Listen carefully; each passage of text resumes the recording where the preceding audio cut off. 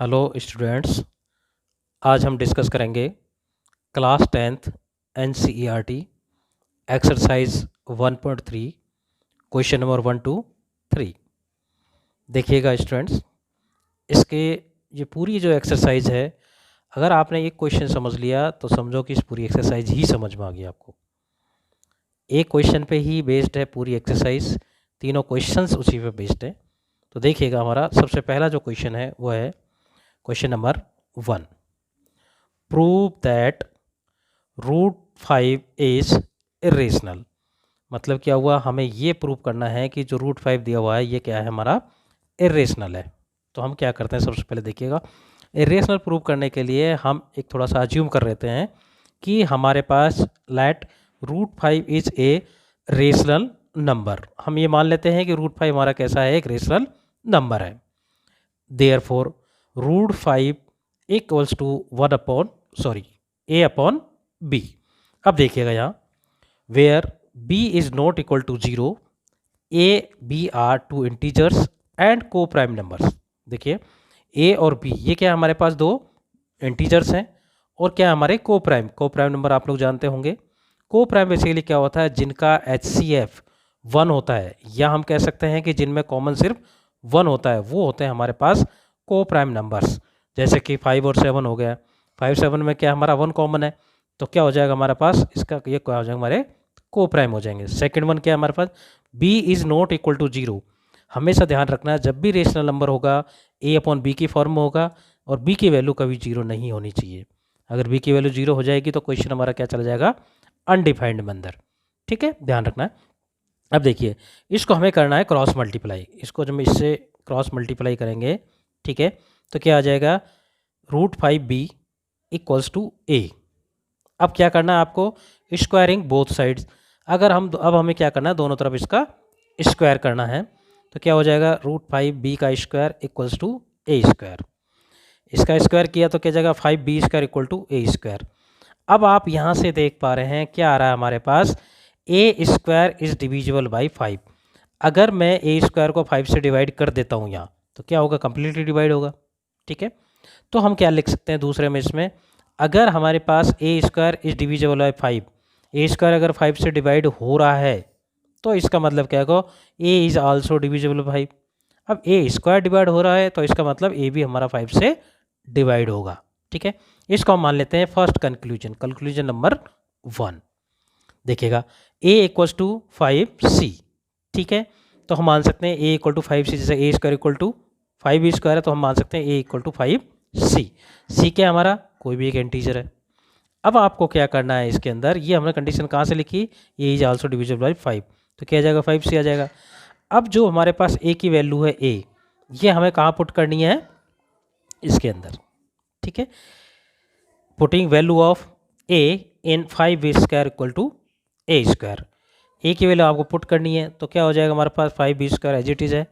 ठीक है, अब यहाँ हमारे पास a स्क्वायर है, a स्क्वायर की जगह हम क्या लिख देंगे, 5c का होल स्क्वायर। इस 5c को हमने सॉल्व किया तो क्या आ जाएगा, रहा 5 5 जा 25 और ये c का स्क्वायर। अब देखिएगा, 5 1 जा 5, 5 5 जा 25, तो क्या आ जाएगा हमारा b square equal to 5c square. तो देखिएगा क्या है हमारा, ये b स्क्वायर इज डिविजिबल 5, जैसा हमने यहाँ कंडीशन लिखी थी कि हमारा a स्क्वायर डिविजिबल 5, और यहाँ भी क्या कंडीशन निकल कर आ रही है हमारे पास, b स्क्वायर इज डिविजिबल 5। अगर ऐसा है तो हमारे पास क्या है, b इज आल्सो डिविजिबल 5, ये भी कंडीशन होगी, तो हम इसको लिख सकते हैं कंक्लूजन नंबर 2। ठीक, अब देखो ये दोनों कंक्लूजन्स को अगर मैं साथ लेके चलता हूँ, by conclusion 1 and 2, a and b having common factors 5। a और b दोनों में क्या कॉमन फैक्टर क्या है हमारा, 5 है। This contradiction arise due to incorrect assumption. ऐसा क्यों हुआ है, कॉन्ट्राडिक्शन मतलब कि एक विरोधाभास, इस कंडीशन का अपोज क्यों किया है हमने, क्योंकि गलत अजम्पशन किया था।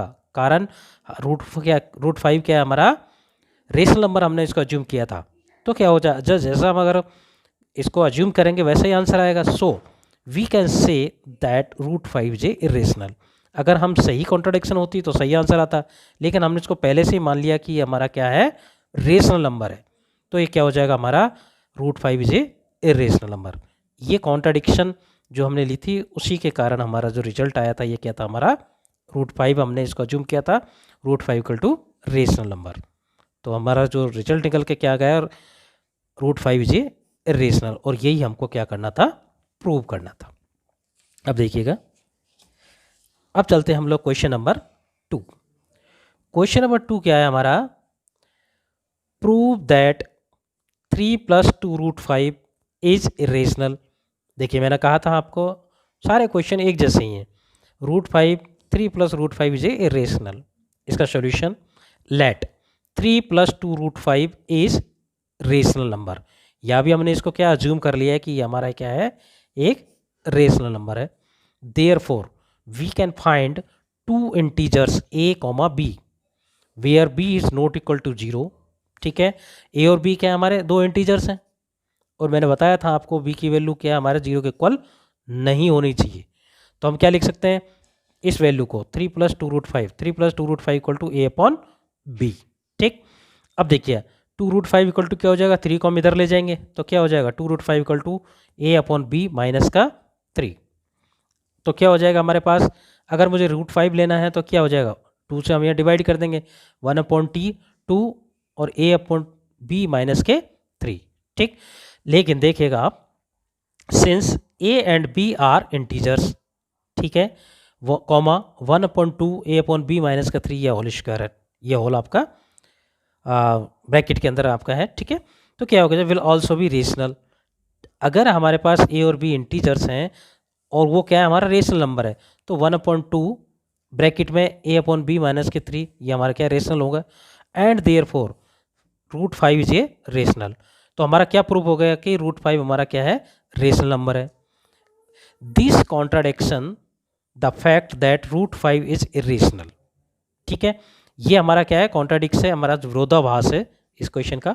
Hence our assumption 3 + √5 is rational is false. तो इसका मतलब क्या हुआ कि जो हमने अज्यूम किया था 3 + 2√5 रेशनल है ये क्या हमारी गलत हो गई। Therefore 3 + 2√5 is a rational number और यही हमको क्या करना था प्रूव करना था। तो चलते हैं मतलब क्वेश्चन नंबर 3। देखिएगा क्वेश्चन नंबर 3 क्या है prove that the following are irrational. ठीक है, अब देखिए तीसरा क्वेश्चन भी सेम है। फर्स्ट है हमारा 1/√2, सेकेंड पार्ट है इसका 7√5 और थर्ड पार्ट है इसका 6 + √2। अब देखिए सॉल्यूशन है हमारा फर्स्ट का सॉल्यूशन लिखने से पहले हमने लिखा 1/√2। अब वापस से वही हमें अजम्पशन करनी है let assume that 1/√2 is a rational number. ये हमारा कैसा है रेशनल नंबर जैसा कि हम लोग अज्यूम करते आ रहे हैं। तो हम लोग क्या लिखेंगे इसको 1/√2 इक्वल्स टू a/b। a/b अगर हम लिख रहे हैं तो क्या हो जाएगा हमारा a और b आर हमारा को प्राइम नंबर्स हैं। ठीक है, एंड इंटीजर्स आल्सो। ठीक है, और b is not equal to 0 जैसा कि हम करते आ रहे हैं। ठीक है, तो अब देखिए इसको क्रॉस हमने मल्टीप्लाई किया तो क्या हो जाएगा b इक्वल टू √2 a। तो अब देखिए अब अगर मैं b के अपॉन में a कर देता हूं तो क्या आ जाएगा √2। यहाँ हमने अज्यूम क्या किया था कि a and b are the coprime numbers हैं, इसको a/b के इक्वल मान लिया हमने। अब ये क्या निकल कर जाता है b/a इक्वल टू √2। बात समझ में आ गई आपके? ठीक है, आगे चलिए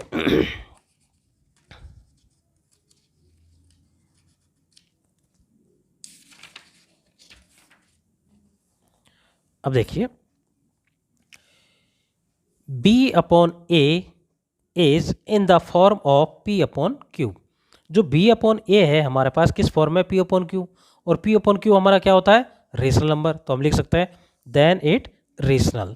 ठीक है, बट √2 इज इरेशनल। हमने जो थ्योरम है 1.4 उसके अकॉर्डिंग हमने ये कहा है कि √2 हमारा कैसा है हम प्रूव कर सके कैसा हमारा इरेशनल नंबर है। So this contradiction arise due to incorrect assumption. और ये कॉन्ट्राडिक्शन कब हुई जब हमने इसको गलत अजम किया था कि √2 हमारा क्या है रेशनल नंबर है।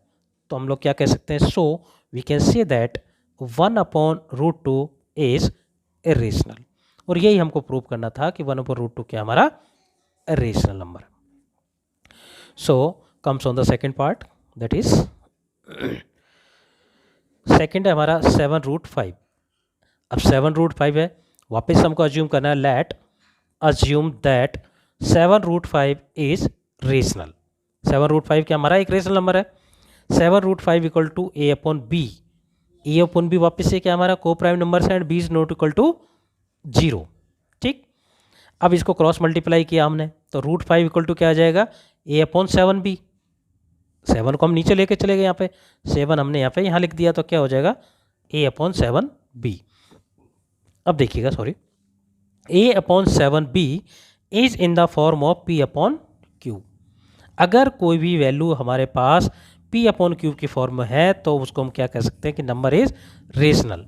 बट लेकिन आपको ध्यान होगा, हम प्रूव कर चुके हैं but √5 is irrational according to the theorem of 1.4. आप चेक कर लेना, उसके अकॉर्डिंग क्या हमारा इरेशनल नंबर है. So this contradiction arise due to our incorrect assumption. ये कब हुआ विरोधाभास इसका, कि हमने इसको गलत अज्यूम किया था.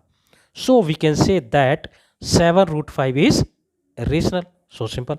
ठीक है, और यही हमको क्या करना था, प्रूव करना था. अब चलते हैं हम लोग इसके थर्ड पार्ट पे. थर्ड पार्ट क्या है हमारा, देखिएगा 6 plus √2. Late assume that 6 plus √2 is rational. हमने ये अज्यूम कर लिया कि 6 प्लस 2 क्या हमारा रेशनल नंबर है.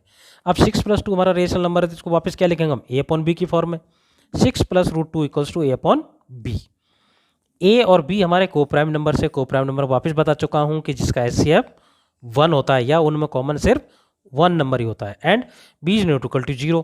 बी क्या हमारा 0 के इक्वल नहीं होना चाहिए. तो क्या हो जाएगा, √2 इक्वल्स टू 6 को मैं इधर ले जाऊंगा यहाँ से, तो ए अपॉन बी माइनस के 6. तो √2 equals to A minus 6b. B हमने क्या ले लिया, दोनों में एलसीएम ले लिया. एलसीएम ले लिया तो क्या हो जाएगा, ए माइनस 6b अपॉन बी. तो देखिएगा, a minus 6b upon B is in the form of p upon Q. तो ये किस फॉर्म में, हमारा p अपॉन क्यू फॉर्म है, और p अपॉन क्यू की फॉर्म में है तो हम कह सकते हैं इट इज रेशनल. तो क्या हो जाएगा, हमारा रेशनल नंबर है. बट मैंने आपको पहले ही कहा था, but we know according to theorem 1.4. 1.4 theorem के अकॉर्डिंग क्या है, √2 इज ए इरेशनल नंबर. ठीक, so this contradiction arise due to our incorrect assumption. ये कब हुआ हमारे पास, जब हमने इसको इनकरेक्ट अज्यूम किया था.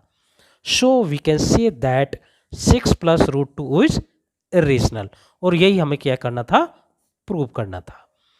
तो स्टूडेंट्स, 3 क्वेश्चन है हमारे पास. तीनों क्वेश्चंस में एक ही कंसेप्ट हमने लगाया, तो आपको कंफ्यूज होने की ज़रूरत नहीं है. अगर आपको कोई भी कन्फ्यूजन हो रहा है तो आप वीडियो को वापस से एक बार देख लीजिए. पीडीएफ में इसका अपलोड किया हुआ हूँ, पीडीएफ पे आप जाके चेक कर सकते हैं. किसी भी क्वेश्चन में आपको कोई परेशानी है, पूरी बुक के अंदर आप क्वेश्चन डाल सकते हैं, टेलीग्राम चैनल पर डाल सकते हैं, कमेंट बॉक्स में डाल सकते हैं. उसका वीडियो मैं आपको अपलोड कर दूंगा. और ये हमारी थी 1.3 एक्सरसाइज कंप्लीट हो गई है. Thank you very much.